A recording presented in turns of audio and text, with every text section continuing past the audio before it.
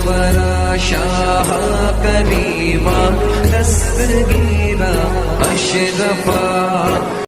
رمضان شریف قریب آ رہا ہے، اپنے اللہ سے صلح کر لو۔ بولو سب رمضان شریف کے روزے رکھو گے نا انشاءاللہ؟ یاد رکھیے، تراویح پوری پڑھیے، رمضان شریف میں روزے رکھیے، عبادت کیجئے۔ رمضان شریف کی پہلی رات آتی نا، پہلی رات، رمضان شریف کی پہلی رات، تو عرش کے نیچے سے ہوا چلتی ہے رحمت کی، اور اللہ تعالیٰ اس دن اپنے بندوں کو پیار سے دیکھتا ہے، اور جس پر رحمت کی نظر اس دن پڑ جاتی ہے اللہ اس کو جنتی بنا دیتا ہے۔ روزہ مت چھوڑنا۔ اور ایک بات یہ بھی یاد رکھنا، المعجم الاوسط میں یہ حدیث ہے کہ جو رمضان شریف میں ایک گناہ کرتا ہے اللہ اس کی 1 سال کی عبادت کو ضائع کر دیتا ہے۔ یعنی رمضان شریف میں اس لیے گناہ سے بچو۔ اس رمضان شریف میں گیم نہیں کھیلنا، فلمیں نہیں دیکھنا، گانے نہیں سننا۔ آج کل تو لوگ افطار کے وقت بھی واٹس ایپ پہ لگے رہتے ہیں، اور وہ پتہ نہیں کچھ پاگلوں نے ایسے چینل شروع کر دیے کہ وہ چینل سحری کے وقت بھی چالو رہتے ہیں، افطار کے وقت بھی چالو رہتے ہیں۔ اچھا ٹھیک ہے بھائی، چینل تم چلاؤ، جو ہے وہ اس میں دن بھر تقریریں کرو، سحری افطار میں لوگوں کو رونے دھونے دو، عبادت کرنے دو، اللہ سے جڑنے دو۔ اور پھر ان چینلوں کے اوپر عورتیں بھی بیٹھی ہوتی ہیں، مرد بھی بیٹھے ہوتے ہیں، اور رمضان ٹرانسمیشن چلتا رہتا ہے۔ وہ کیسے بے غیرت مولوی ہے جو عورتوں کے ساتھ افطار کے وقت بے پردہ بیٹھتے ہیں؟ کوئی ان کو روکنے والا نہیں، کوئی ٹوکنے والا نہیں، عورتوں کے ساتھ بیٹھتے۔ غور تو فرمائے، کوئی دین دھرم ہے؟ عورتوں کے ساتھ بیٹھ کے تم دین سکھاؤ گے؟ عورتوں کے ساتھ بیٹھنا کیا ہے؟ امام ابن الجوزی لکھتے ہیں کہ کسی نے کہا یا رسول اللہ اگر کوئی عورت کے ساتھ اکیلے بیٹھنا چاہے تو آپ کیا فرماتے ہیں؟ آقا فرماتے ہیں نہیں بیٹھنے کی اجازت ہے۔ کہا اگر عورت نیک اور مرد نیک ہو؟ تو آقا فرماتے ہیں عورت اگر مریم جیسی نیک ہو اور مرد یحییٰ جیسا نیک ہو اور دونوں قرآن سیکھنے سکھانے کے لیے بیٹھیں تو بھی میں ان کو بیٹھنے کی اجازت نہیں دیتا۔ کون مریم ہے؟ سنگھار کر کے بے پردہ منہ کھول کر۔ پہلی بات کوئی شریف عورت اس طرح آئے گی؟ اب یہ عورتیں ہمیں دین سکھائیں گی، چینلوں پہ آ کے عورتیں دین سکھائیں گی، اور تمہیں بھی غیرت نہیں آتی؟ افطار کے وقت روزے کی حالت میں عورتوں سے دین سیکھتے بیٹھے۔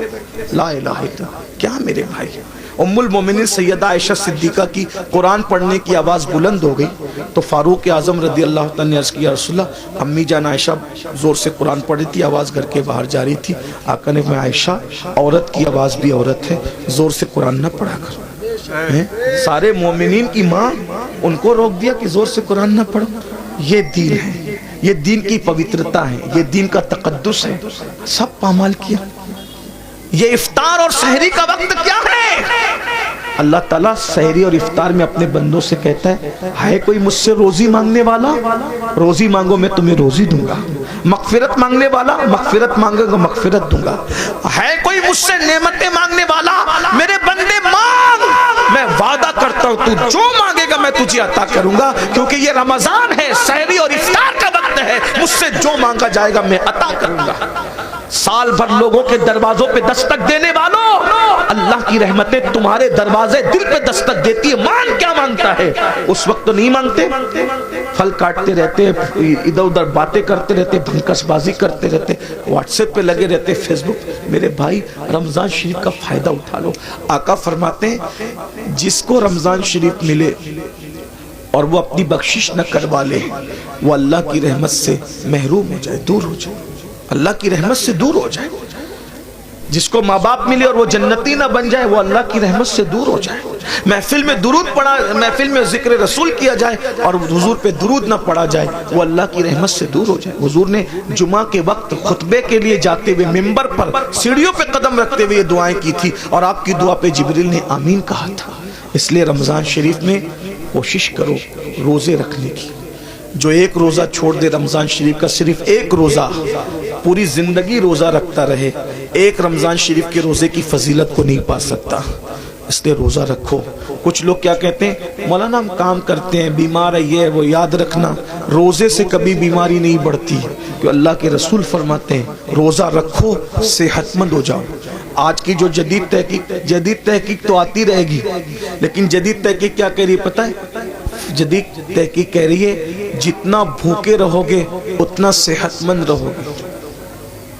ये जो फास्टिंग वास्टिंग के जो चक्कर सब डॉक्टर लोग बयान कर रहे हैं, ये आज बयान कर रहे हैं, मेरे नबी ने 1450 साल पहले बयान किया। एक मर्तबा ऐसा हुआ, मेरी अम्मी की हाथ की हड्डी टूट गई, तो मैं अम्मी को ऑपरेशन करवाना था, तो मैं गया। तो मालेगांव में एक डॉक्टर है, जैन डॉक्टर, वहाँ ऑपरेशन था अम्मी का। तो मैं गया तो लोगों ने बताया कि ये जब वो फुला है, तो उसने अपने केबिन में बुलाया, तो केबिन में बुला करके बिठाया, तो उसने कहा अपने जो उसका दवाखाने में जो बंदा था उसको बुला कहा कि पानी लाओ, चाय लाओ सर के लिए। तो मैंने कहा कि हम पानी नहीं पिएंगे, चाय भी नहीं पिएंगे। तो कहा क्यों? तो मुझे ऐसा लगा कि ये जैन है, अगर मैं इसको नहीं बताऊंगा तो ये कहीं बदगुमान न हो जाए, तो इस्लाम से बदजन न हो जाए कि यार देखो ये मुसलमान लोग हमारी चाय भी नहीं पीते। तो मैंने कहा मैं चाय इसलिए नहीं पीऊंगा, मैं रोजे से हूँ। तो उसने कहा क्या रमज़ान आ गया आप लोगों का? मैंने कहा नहीं, रमज़ान नहीं आया है। हमारे नबी सल्लल्लाहु अलैहि वसल्लम की सुन्नत है कि हमारे नबी हर महीने की 13, 14 और 15 तारीख को रोज़ा रखते हैं, तो हम लोग भी रोज़ा रखते हैं। हर महीना हम लोग रोज़ा रखते हैं रमज़ान शरीफ के अलावा। ये हमारे नबी की सुन्नत है और इसकी बड़ी फजीलत है। हमारे नबी सल्लल्लाहु अलैहि वसल्लम ने फरमाया कि ये जो रोज़े रखता है 3 रोज़े, तो उसको पूरा महीना रोज़ा रखने का सवाब मिलता है। यानी अगर जो महीने में 3 रोज़े रख ले, 13, 14, 15, इसको अय्याम बीस कहते हैं।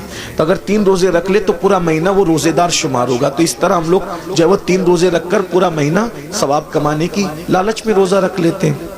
उसने कहा सर मैं आपको एक बात बताऊं, ये आप मुझे अभी बता रहे हैं, लेकिन हमारे इल्म और नॉलेज के मुताबिक अगर महीने में कोई 3 दिन इस तरीके से 12 घंटा भूखा रह जाए ना, तो उसको जिंदगी में कभी कोई बीमारी नहीं हो सकती, क्योंकि उसका पेट जो है उसको राहत मिलेगी। वो बहुत लंबी चौड़ी उसने समझाने की कोशिश की, फिर उसका सीना बलगम से पाक हो, वो बहुत उसने मुझे देर तक समझाया।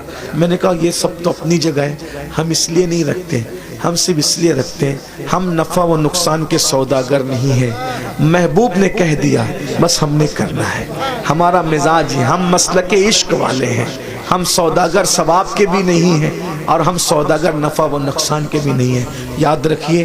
तो बहरहाल उस वक्त उसने मुझे बताया, तो मैंने कई लोगों को बताया कि देखो गैर मुस्लिम लोग भी रोज़े के कायल हो रहे हैं, बल्कि अब तो बहुत सारे गैर मुस्लिम भाई भी रमज़ान शरीफ के बहाने वो रोज़ा रखने की कोशिश करते हैं ताकि फास्टिंग का फ़ायदा उनको भी मिल जाए। लेकिन एक बात आपको बताऊं, हम साइंसी फ़ायदा हासिल करने के लिए रोज़ा नहीं रखते, हम तो यार की रज़ा के लिए रखते हैं। और मेरा अल्लाह फरमाता है, आय हाय क्या बात कही मेरे अल्लाह ने, अल्लाह फरमाता है रोज़ा मेरे लिए है और मैं ही उसकी जज़ा हूँ। यानी हर नेकी का सवाब होगा और रोज़े की अजर क्या है? ज़ात इलाही का दीदार होगा। इसीलिए आका फरमाते हैं रोज़ेदार को 2 खुशी है, 2 खुशी क्या?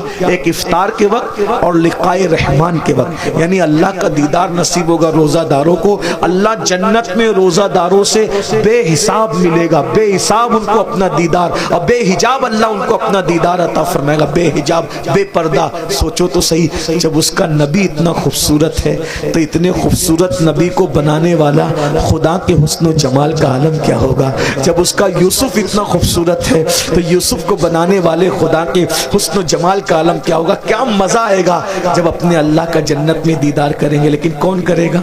जो जन्नत में जाएगा। जो जन्नत में जाएगा ही नहीं उसका क्या हाल होगा। इसलिए तौबा कीजिए, तौबा के दरवाजे खुले हुए, इस्तिग़फ़ार कीजिए, अल्लाह को मनाइए, अल्लाह को राज़ी कीजिए, अल्लाह से सुलह कीजिए। देखो अगर आखिरत की तैयारी करोगे तो भी दुनिया से जाना है, नहीं करोगे तो भी दुनिया से जाना है। अल्लाह नाराज़ रहेगा, हड्डियां भी कब्र में पिघल जाएगी, कीड़े खा लेंगे, सांप बिच्छू डसेंगे और क़यामत तक जो वो सांप बिच्छू डसते रहेंगे। और अगर अल्लाह को राज़ी कर लिया कफन भी मैला नहीं होगा इंशाअल्लाह। कफन भी मैं अल्लाह को राज़ी कर लो, रोज़े रखो, फ़राइज़ वाजिबात पर अमल करो, आज से पहले जो हुआ उससे तौबा कर लो। अल्लाह ताला हम सबको तौफ़ीक़ अता फरमाए। हम सब तौबा करते हैं यहाँ सब मिलके। زندگی بدلیں گے انشاءاللہ. پہلا کام کیا کرنا ہے؟ ابھی سے نماز شروع کرنا ہے. کل سے نہیں، آج سے. آج سے نہیں، ابھی سے. اور ابھی سے کیا؟ جب انیس المشائخ کا خطاب ہوگا اس کے بعد دعا ہوگی تو جن کی عشاء باقی ہے وہ پہلے گھر جا کے عشاء پڑھیں گے اور سنی سے العقیدہ امام کے پیچھے جماعت کے ساتھ نماز شروع کریں گے. فجر سے عشاء بھی پڑھو، فجر بھی پڑھو. اللہ سے دعا کرو، اللہ پاک آنے کی نیت کرنا میرا کام ہے، اپنے کرم سے بلانا تیرے کرم پر ہے. دیکھو وہ ضرور بلائے گا. نیت کرو، سچی نیت کرو. اگر سچی نیت کر کے فجر میں سو گے نا، کتنے بھی تھکے رہو گے، آدھے گھنٹے بعد بھی تمہاری آنکھ کھلے گی. جب ٹرین پکڑنے کے لیے آنکھ کھل سکتی ہے تو نماز کو جانے کے لیے آنکھ کیوں نہیں کھل سکتی؟ بس بات اتنی ہے، ٹرین کی اہمیت دل میں ہے کہ ٹرینیاں چھوٹ نہ جائے تو آنکھ کھل جاتی ہے، تو نماز چھوٹ نہ جائے تو بھی آنکھ کھلے گی. جب انسان ایگزام دینا ہوتا ہے نا تو ایگزام دینے والے بچوں کو نیند نہیں آتی. جب ایگزام کے لیے دنیا کی کامیابی کے لیے اٹھ سکتے ہو تو آخرت کی کامیابی کے لیے بھی تو اٹھ سکتے ہیں نا. جس دن نماز کی اہمیت پتہ چل گئی اس دن انشاءاللہ ہمیں کسی کو اٹھانے کی ضرورت نہیں پڑے گی، ہم خود اٹھیں گے. آئیے سب مل کر سادات کرام، علماء کرام، ہمارے انس میاں صاحب کی بلا اور بھی سادات علماء موجود ہیں، بڑے بڑے علماء موجود ہیں، ان سب کی موجودگی میں ہم سب مل کے اللہ کی بارگاہ میں توبہ کریں. پڑھیے استغفر اللہ، دل سے پڑھیں اس کی طرح بنی اسرائیل کے جو شخص نے ندامت کے ساتھ توبہ کی اس کی طرح پڑھیے استغفر اللہ استغفر اللہ ربی من کل ذنب واتوب الیہ لا الہ الا اللہ محمد الرسول اللہ. آپ نے توبہ کی، حضور کے قول کے مطابق ہمارا ایمان ہے، جو توبہ کر کے کلمہ پڑھتا ہے وہ گناہوں سے ایسے پاک ہو جاتا ہے جیسے ابھی ماں کے پیٹ سے پیدا ہوا. اب آپ کے سب کے گناہ معاف ہو گئے، آپ نئی زندگی کا آغاز کریں. کون کون اللہ کی رضا کے لیے وعدہ کرتا ہے آج سے نماز پڑھوں گا؟ ہاتھ اٹھا کے ذرا اللہ کو بتائیں، اس کے فرشتوں کو بتائیں. سبحان اللہ. اٹھائیں تھوڑی دیر اٹھا کے رکھیں. یہ بزرگوں کو، علماء